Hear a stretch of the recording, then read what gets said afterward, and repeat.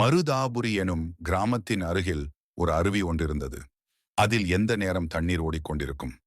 மருதாபுரி கிராமத்தின் சிங்கப்பன் என்றொரு விவசாயி இருந்தான. அவனுக்கு ஆடுகள் மேய்ப்பதுதான் தொழில். ஒரு நாள் ஆடுகள் மேய்க்கும் போது ஒரு குட்டி தவறி எங்கோ சென்று விட்டது.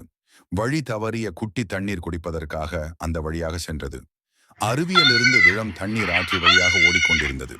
அந்த குட்டி அங்கே தண்ணீர் குடிக்க வந்தது. ஆட்டுக்குட்டி தண்ணீரை குடித்துவிட்டு அங்கிருந்த புல்லை மேய ஆரம்பித்தது. அதன் கழுத்தில் ஒரு மணி கட்டப்பட்டிருந்தது. அது ஆடு எங்காவது தவறிவிட்டால் ஆட்டுக்காரன் தேடி கண்டுபிடிக்க சுலபமாக இருக்கும் என்று ஆட்டுக்காரன் கட்டிவிட்டிருந்தான். ஆட்டின் கழுத்தில் இருந்த மணி சத்தம் கேட்டு மரத்தடியில் தூங்கிக் கொண்டிருந்த நரி ஒன்று தலையை தூக்கி பார்த்தது. எதிர்பாராத விதமாக நிறைய பார்த்த ஆடு பயத்தில் வெலவெலத்து போனது. நரிக்கு மிகுந்த சந்தோஷம். நானாகவே வந்து வலையில் மாட்டிக்கொள்ளும் என்ன சொல்வது போல தனக்கான இறை தன்னை தேடி வந்ததில் நரி பெரும் மகிழ்ச்சி கொண்டது. ஆடு தெரு திருவிழா முழித்தது. நரி ஊளையிட்டது. எதை நீ எதிர்பார்க்கவில்லை அல்லே அல்லவா? குட்டி ஆட்டின் கறி சுவையாக இருக்கும் என்று சொல்வார்கள். அதை இன்று நான் அனுபவ பூர்வமாக அறிந்து கொள்ளப் போகிறேன். ஆடு பயத்தில் இருந்தாலும் தன் தைரியத்தை இழக்கவில்லை. ஆடு பலமாக சிரித்தது. நரிக்கு கோபம் வந்தது. சாகும் தருவாயில் கூட உனக்கு சந்தோஷத்தோடு சிரிப்பு வருகிறதா என்று கேட்டது. சாவது நான் மட்டுமல்ல, நீயும் தான் என்று ஆடும் பதிலுக்கு கர்வத்தோடு சொல்லியது.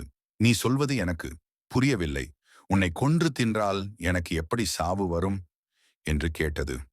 அப்படி கேளு, நான் சொல்கிறேன். நான் இப்போதுதான் நிறைய புல்லை மேய்ந்திருக்கிறேன். அது இன்னும் என் வயிற்றில் ஜீரணமாகவில்லை. அது ஜீரணமாகாத பட்சத்தில் நீ என்னை தின்றால் நான் சாப்பிட்ட உணவு விஷமாக மாறி உன்னை கொன்றுவிடும் என்று ஆடு சொல்லியது. அதற்கு நான் என்ன செய்ய வேண்டும் என்று நரி கேட்டது. நீ எதுவும் செய்ய வேண்டாம். என் வயிற்றில் இருக்கும் உணவு ஜீரணமாகும் வரை அமைதியாக பொறுமை காக்க வேண்டும்.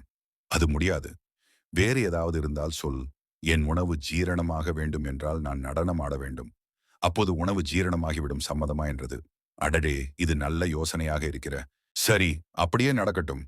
நீ நடனமாடு என்று நரி கேட்டுக்கொண்டது. நான் நடனம் ஆடுகிறேன். ஆனால் அதற்கு இசை வேண்டும். அதற்கு நான் எங்கு போவேன்? இதோ என் கழுத்தில் கிடக்கும் மணியை கழட்டி தருகிறேன். இதை உன்னால் எவ்வளவு வேகமாக ஆட்ட முடியுமோ அவ்வளவு வேகமாக நான் நடனம் ஆடுவேன். வேலையும் சீக்கிரம் முடிந்துவிடும் என்று ஆடு சொன்னது. மணியை கழட்டி கொடு, நீ சொன்னபடியே நான் மணியை ஆட்டுகிறேன் என்று நரி சொன்னது.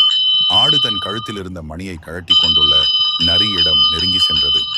நரி ஆற்றின் களத்தில் இருந்த மணியை கழட்டி ஆட்ட ஆரம்பித்தது. இப்போது மணி சத்தம் வெகு தொலைவிற்கு துல்லியமாக கேட்டது. அதுவரையில் தன் ஆட்டை காணோமே என்று தேடிக்கொண்டிருந்த ஆட்டுக்காரன் மணி ஓசை வந்த திசையை பார்த்து வேகமாக வந்தான். தன்னுடைய ஆட்டின் முன்னால் நரி நிற்பதை பார்த்தவனுக்கு அடுத்து என்ன நடக்கப் போகிறது என்பதை புரிந்து கொள்ள முடிந்தது. சற்றும் எதிர்பாராமல் அவன் கை வைத்திருந்த தடியை நரிக்கு நேராக வீச நரியின் மீது தடி பலமாகப்பட்டது. நரி வலிதாங்க முடியாமல் ஊளையிட்டபடியே ஓடி மறைந்தது. ஆட்டுக்காரன் மேய்க்கும் இடத்திற்கு சென்றார்.